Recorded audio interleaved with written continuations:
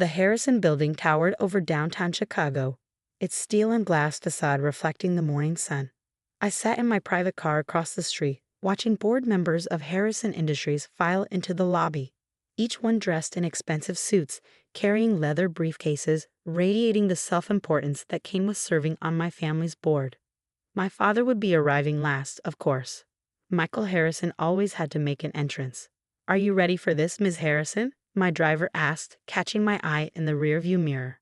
I smiled, smoothing my Channel suit. "I've been ready for this moment for 8 years, James. 8 years since my father had stood in his mahogany-paneled office and declared me unworthy of the family legacy. 8 years of careful planning, silent acquisitions, and patient waiting. Today it would all pay off." The memory of that day still burned clear as crystal. I'd been 24, armed with an MBA from Stanford and ideas about modernizing Harrison Industries for the digital age. "The company needs to adapt," I'd argued, spreading market research across his desk. "We're losing market share to more innovative competitors if we don't embrace new technology." "Enough." My father's hand had slammed down, scattering my carefully prepared presentations. "Harrison Industries has thrived for 3 generations doing things the traditional way. We don't need your Silicon Valley nonsense." My brother Marcus had smirked from his position by the window. At 28, he was already being groomed as the next CEO, despite having none of my qualifications or vision. "Face it, Emma," he drawled. "You're not cut out for this business. Why don't you go start a blog or something? Leave the real work to people who understand it." I'd stood my ground, hands trembling but voice steady. "The market is changing, if we don't change with it." I said enough. My father's face had turned that dangerous shade of red that always preceded his worst outbursts. "You want to change things? You want to modernize? Fine. Buy your own company, because you'll never have a say in this one." The next day, my office had been cleared out. My board position, granted as a courtesy to the CEO's daughter, was revoked. My access to company files terminated. They thought they were ending my story. Instead, they were starting it. I took the elevator to my private office in a neighboring building. Not Harrison Industries' outdated headquarters, but a modern space filled with cutting-edge technology, the kind my father had dismissed as unnecessary. "Morning, Ms. Blake," my assistant greeted me, using the name I'd adopted to hide my identity these past 8 years. The final share transfers were confirmed overnight. "You now own 52% of Harrison Industries' voting stock." I nodded, scanning the documents she handed me. 8 years of careful moves, buying shares through shell companies, working through intermediaries. My father and brother had been so busy protecting the company from obvious threats, they never noticed the quiet accumulation of power happening right under their noses. "Has the board been notified of the emergency meeting?" "Yes, ma'am. They're gathering now. Your father is quite agitated about not knowing the buyer's identity." I allowed myself a small smile. "I imagine he is." My phone buzzed. Marcus calling. I let it go to voicemail, already knowing what he'd say. The same thing he'd been saying since the mysterious share acquisitions began. That he'd find who was behind it. That no one could take Harrison Industries from the Harrison family. He had no idea his own sister had already done exactly that. I checked my appearance one last time in the reflection of my office window. Gone was the eager young woman with dreams of modernizing her family's company. In her place stood someone harder. Someone who learned that sometimes you have to break something completely to rebuild it properly. "The car's waiting," my assistant announced. "Are you ready to face them?" I picked up my briefcase, containing documents that would remake Harrison Industries from the ground up. I've been ready for 8 years. The drive to Harrison Industries took exactly 6 minutes. In that time, I thought about everything that had led to this moment. The nights spent studying market patterns while my father and brother attended charity galas. The careful cultivation of allies in the business world who never knew my real identity. The fortune I'd built independently just so I could finally take back what should have been mine by right. My father had told me to buy my own company if I wanted to make changes. So I had. I just decided to buy his. As my car pulled up to the Harrison building, I saw my father's signature Mercedes already parked in his reserved spot. The CEO's spot. I smiled, knowing it wouldn't be his for much longer. The security guard nodded to me as I crossed the lobby. He didn't recognize the CEO's banished daughter in the confident woman striding past him. The elevator ride to the top floor gave me one last moment of reflection. I thought about the day after I'd been thrown out, when I'd sat in a small coffee shop planning my revenge. I could have exposed the company's weaknesses to competitors, could have gone to the press with insider knowledge of questionable practices, could have done any number of things to hurt them quickly. Instead, I'd chosen patience. I'd built my own technology company specialized in exactly the kinds of innovation Harrison Industries needed. I'd made it successful enough to fund my gradual acquisition of my family's company, and I'd done it all under a different name, becoming the kind of anonymous investor that my father feared most. The elevator doors opened onto the executive floor. Through the glass walls of the boardroom, I could see them all assembled. The old guard of Harrison Industries, with my father at the head of the table and Marcus at his right hand. My heels clicked against the marble floor as I approached the boardroom. 8 years of waiting. 8 years of planning. 8 years of letting them think they'd won. Time to show them how wrong they'd been.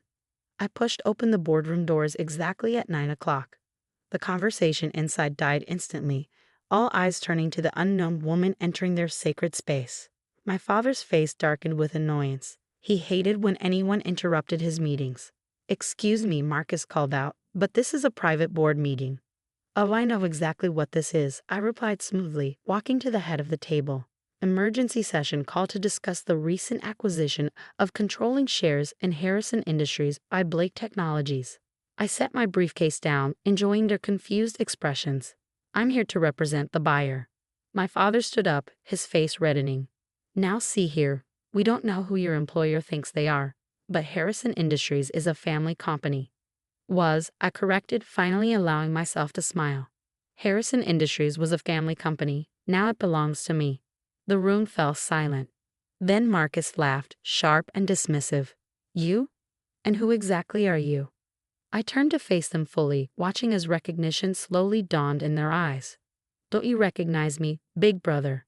8 years is a long time, but surely you remember the sister you helped throw away." "Emma?" My father's voice cracked. He fell back into his chair, face draining of color. This is impossible." "Impossible?" I raised an eyebrow. Like modernizing the company was impossible? Like competing in the digital age was impossible?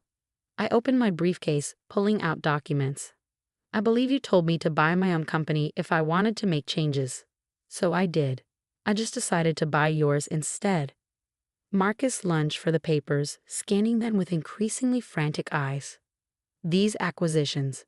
Blake Technologies. You're Catherine Blake." "The same." I enjoyed watching him process this information. "The tech entrepreneur you've been dismissing as an upstart threat for the past 5 years? That was me. The innovative competitor stealing your market share, also me."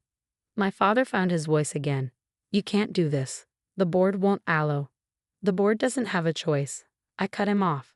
"I own 52% of voting shares, acquired legally through various shell companies while you were too busy protecting yourself from obvious threats to notice the quiet ones." I nodded to my assistant, who began distributing folders to each board member. "Inside you'll find my plans for restructuring Harrison Industries. The company will be merged with Blake Technologies, bringing it into the modern era you fought so hard to avoid." "You destroy your own family's legacy," my father demanded. "No, father. I'm saving it. Your outdated methods were destroying it just fine without my help." I turned to address the board.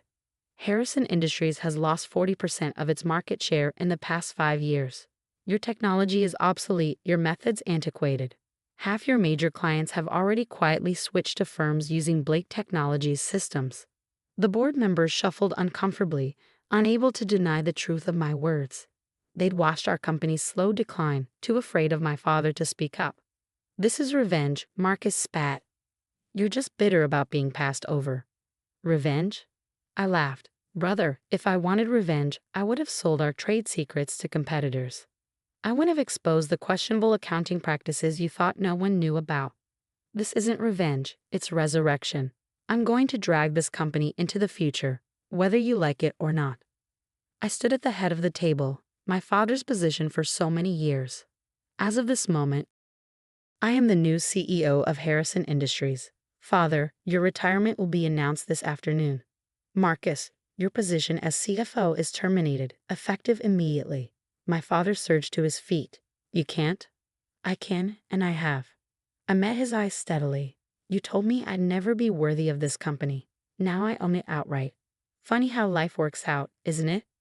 The next hour was a blur of legal documents, formal votes, and shell-shocked expressions. One by one, the board members signed off on my takeover, many of them hiding smiles. They'd seen this coming, even if my father hadn't. As the room cleared out, I remained at the table with my father and brother. The three Harrisons together for the first time in 8 years. How different the power dynamic was now. "Why?" my father finally asked, his voice smaller than I'd ever heard it. "Why go to all this trouble? Why not just start your own company?" "I did start my own company," I reminded him. "Blake Technologies is worth 3 times what Harrison Industries is. But this company," I looked around the boardroom, at the portraits of Harrison men on the walls. "This company should have been my legacy too. You just couldn't see past your own outdated beliefs to recognize that." Marcus stood up, straightening his tie with trembling hands. "So that's it? We're just out?" "You're out," I confirmed. "But unlike you, I believe in merit over birthright. If you want to earn your way back in, you can apply for a junior position like anyone else. Start from the bottom, prove your worth." That's what I had to do. I watched them leave, my father stooped with defeat, Marcus practically running from the room. 8 years of watching them drive our family's company toward obsolescence, and finally I could stop them. My assistant entered with a glass of champagne. "Congratulations, Ms. Harrison. Or should I still call you Ms. Blake?" I smiled, picking up the glass. "Harrison is fine now. I paid enough for the name. Might as well use it." The press release went out an hour later. Harrison Industries acquired by Blake Technologies. Prodigal daughter returns as CEO.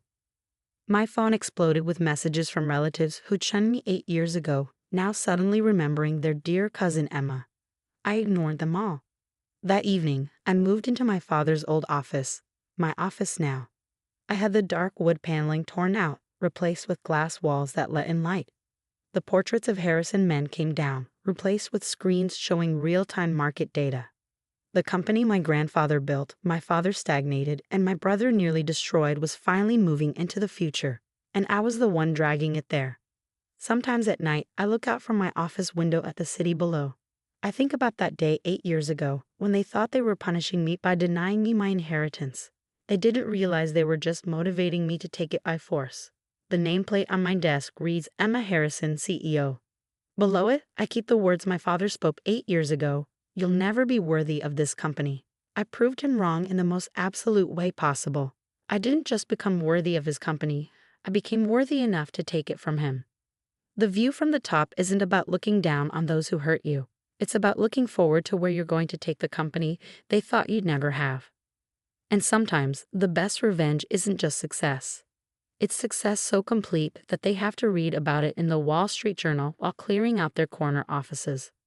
The daughter they said would never be worthy now owns every share they ever had. That's not just revenge. That's evolution.